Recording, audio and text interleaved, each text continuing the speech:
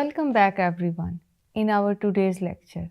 In the previous lecture, we talked about the meaning of motivation and early theories of motivation. Now we will build and we will build on that and talk about the contemporary or modern theories of motivation, which are more practical and widely applied in our today's organizations and the current contemporary world.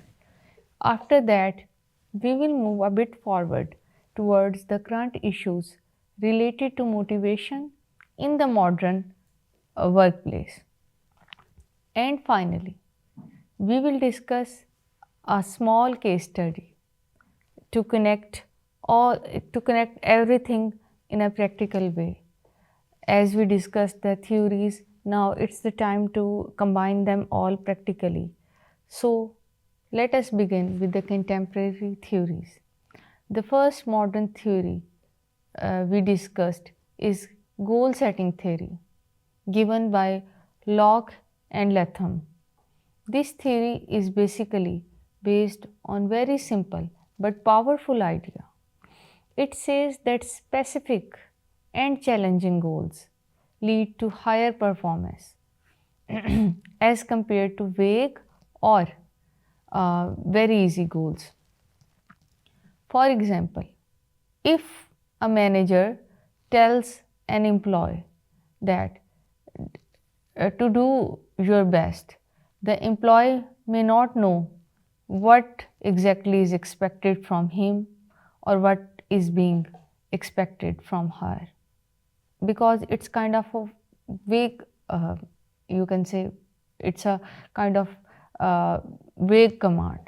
But if the manager will say that increase the sale by 10% in the next 3 months, the employee has a clearer target.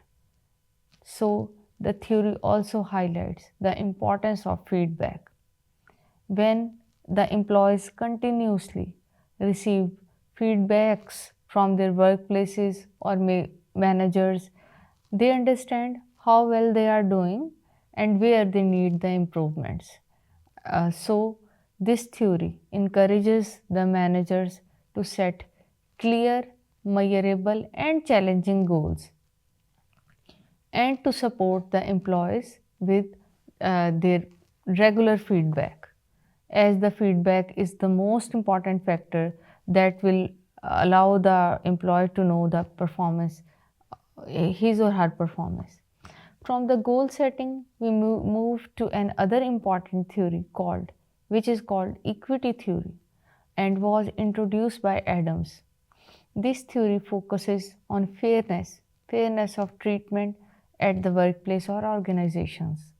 According to the equity theory, employees always compare what they give to the organization, such as they compare their time, their energy, their effort, experience, or skill with what they receive in return. That may be in the form of salary, that can be in the form of rewards and recognition as well.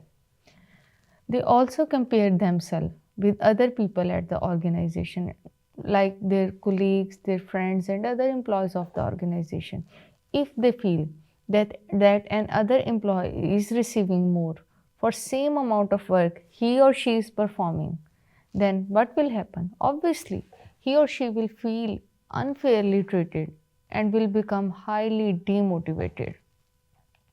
So basically what this theory does is, this theory basically highlights that the people not only care about absolute rewards but also the relative rewards when they compare their performances with others at same level of work.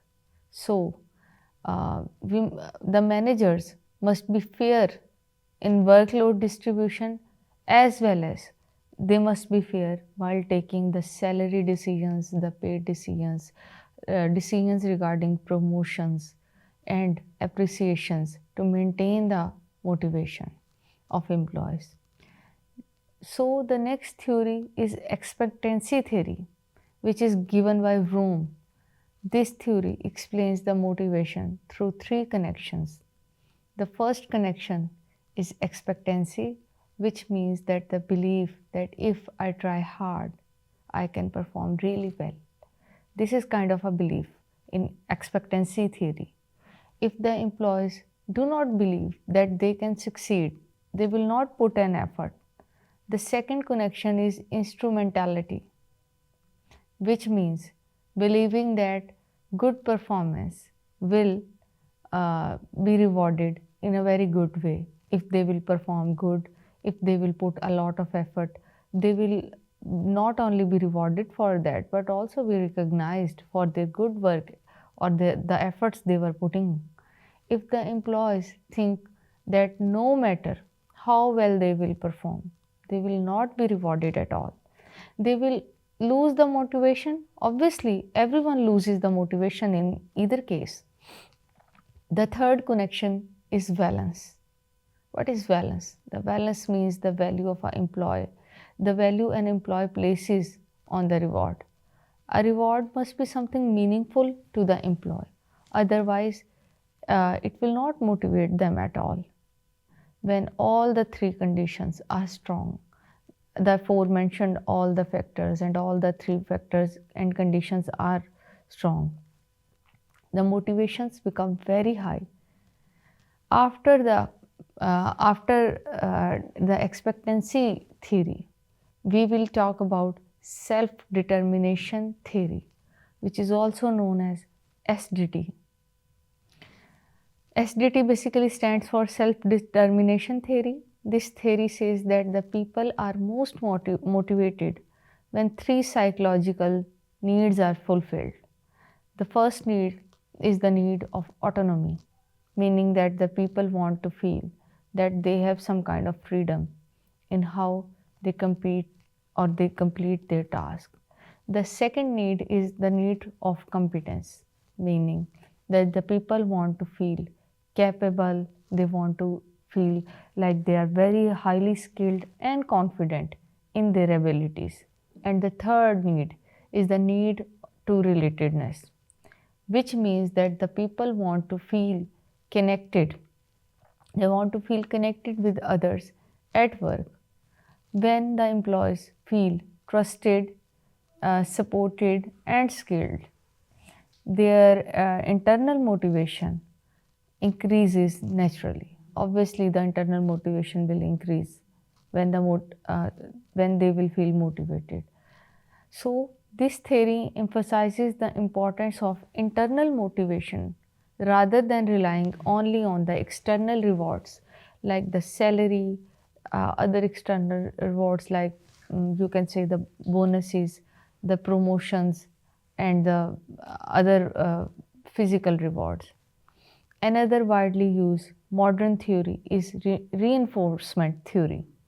This theory is based on the idea that the behavior is shaped by consequences. If good behavior is followed by the positive outcome, if the good behavior is followed by positive outcome, then the people repeat the behavior. And if the behavior is followed by the negative outcome, the people obviously the people will avoid this. So the reinforcement can be positive, like giving a reward for something good, some kind of good performance, or negative, like removing the unpleasant condition at the workplace that is creating disturbance. When the people performs well, so the managers use basically the managers use the reinforcement by this can be used by appreciating the employees, giving them rewards, and providing corrective feedback. So this theory says that if the managers want certain kind of behaviors to continue, they should reinforce them regularly. Now that we have looked at some modern theories, let us now discuss let us now discuss some current issues of motivation in our today's contemporary workplaces.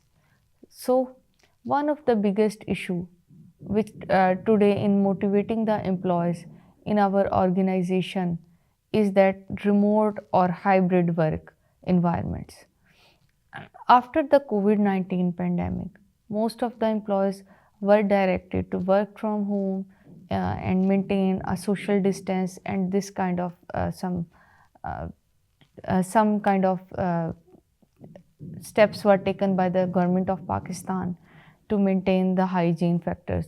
But this was quite challenging for the managers to maintain the motivation of employees, as the employees are more motivated at physical work rather than distant.